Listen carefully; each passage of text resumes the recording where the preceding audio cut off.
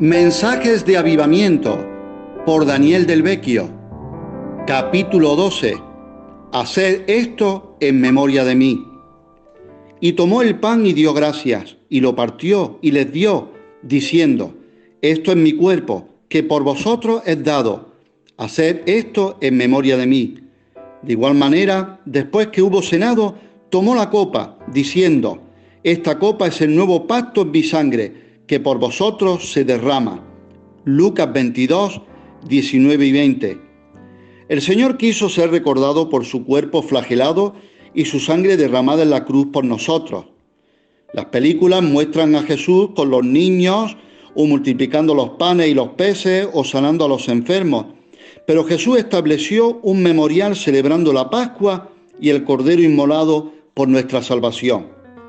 Los grandes hombres de la historia son recordados por sus hazañas y victorias en batalla o por sus éxitos como presidentes y líderes, pero Cristo quiere que enfoquemos nuestra mente en su muerte y en el monte del Calvario. Su corona fue de espinos y su trono una cruz. Él dijo que mirando el Hijo del Hombre levantado en una cruz, atraerá a todo el mundo a él. El profeta Isaías, 8 siglos antes de su nacimiento, describió su sufrimiento y agonía como nuestro sustituto. Mas él, herido fue por nuestras rebeliones, molido por nuestros pecados. El castigo de nuestra paz fue sobre él, y por su llaga fuimos nosotros curados. Isaías 53, 5. Juan el Bautista lo introdujo a su generación como el Cordero de Dios que quita el pecado del mundo. Desde la antigüedad, Dios ha establecido este principio: sin derramamiento de sangre no hay perdón de pecados. Cuando el enemigo viene como un torbellino, tenemos que hacerle recordar la cruz donde fue su derrota final. Los mártires descritos en Apocalipsis vencieron por la sangre del Cordero y la palabra de su testimonio. La respuesta a la condenación y el sentido de culpa está en la sangre derramada por nosotros. La sangre será por señal. Fue por el sacrificio de un cordero pascual que el pueblo de Israel se libró del ángel de la muerte. Y tomarán parte de la sangre y la pondrán en los dos postes y en el dintel de las casas donde lo coman. Y comerán la carne esa misma noche, asada al fuego, y la comerán con pan sin levadura y con hierbas amargas. Y la sangre os será por señal en las casas donde estéis, y cuando yo vea la sangre pasaré sobre vosotros, y ninguna plaga vendrá sobre vosotros para destruiros cuando yo hiera la tierra de Egipto. Y este día os será memorable y lo celebraréis como fiesta al Señor, lo celebraréis por todas vuestras generaciones como ordenanza perpetua. Éxodo 12, 7 y 8, 13 y 14. Después de las plagas que Dios envió sobre Egipto contra el pueblo y sus dioses, Faraón siguió endurecido en su corazón. Antes de que Dios enviara el último juicio, quiso proteger a su pueblo del ángel de la muerte, como tipo y símbolo de lo que iba a pasar en el futuro, cuando Dios enviaría a su Hijo en expiación por los pecados. Dirigió a Israel a que sacrificasen un cordero para cada familia y que untasen los dinteles de las puertas de cada casa con la sangre del cordero. Así la sangre sería la señal que libraría a Israel del juicio de la muerte, y comiendo la carne tendrían la fuerza y la salud necesaria para hacer el largo viaje a la tierra prometida. La Biblia declara que cuando salieron de Egipto no había ningún enfermo ni débil entre ellos.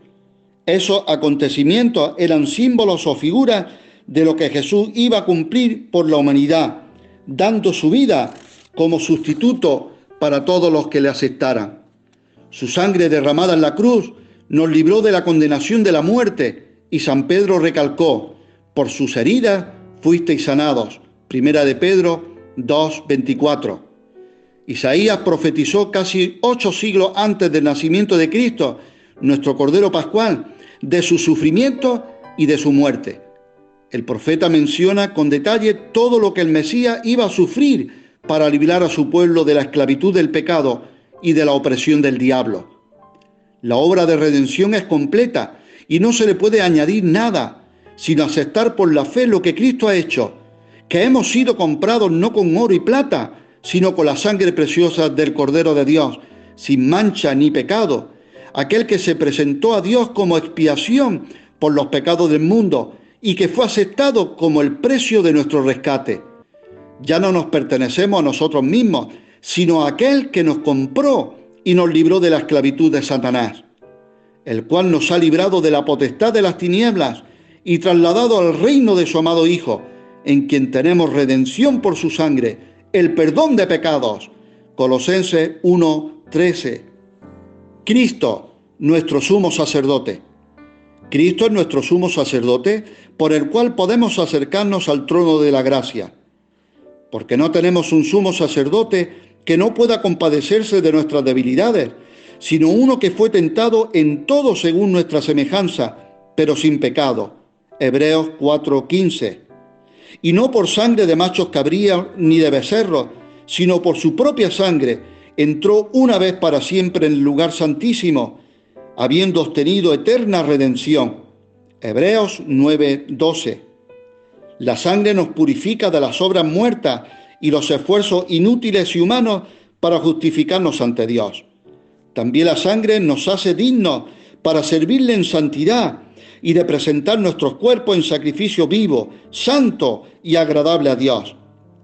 Las sectas falsas y la ciencia cristiana afirman que la sangre de Jesús en sus venas era igual que la sangre derramada en libación. Esto es una blasfemia y anula todo el poder del sacrificio de Jesucristo. Cuando expiró en la cruz, consumado es, esta palabra en griego significa totalmente terminado, perfectamente perfecto.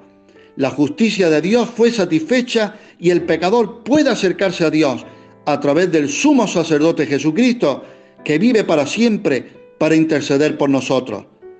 El acusador de los hermanos que nos acusa ante el trono de Dios noche y día ha sido arrojado del cielo, y la sangre de Cristo, en vez de hablar venganza como la sangre de Abel, habla de perdón para cada uno que se acerca a Dios en el nombre de Jesucristo. Los que fueron mordidos por la serpiente en el desierto como juicio por sus pecados fueron instruidos a mirar a la serpiente de bronce que Moisés levantó. Jesús dijo: como Moisés levantó la serpiente en el desierto, así el Hijo del Hombre será levantado. Todo aquel que en él cree no será condenado. En el desierto Mirán les curó. Ahora es nuestra mirada de fe la que nos libra del veneno del pecado. El antídoto de la mordedura de serpiente que mordió a Eva es la sangre de Cristo. La Biblia dice: si confesamos nuestros pecados, Él es fiel y justo para perdonarnos y limpiarnos de toda maldad. El mensaje de Juan el Bautista debe seguir teniendo eco durante los siglos a toda generación. He aquí el Cordero de Dios que quita el pecado del mundo.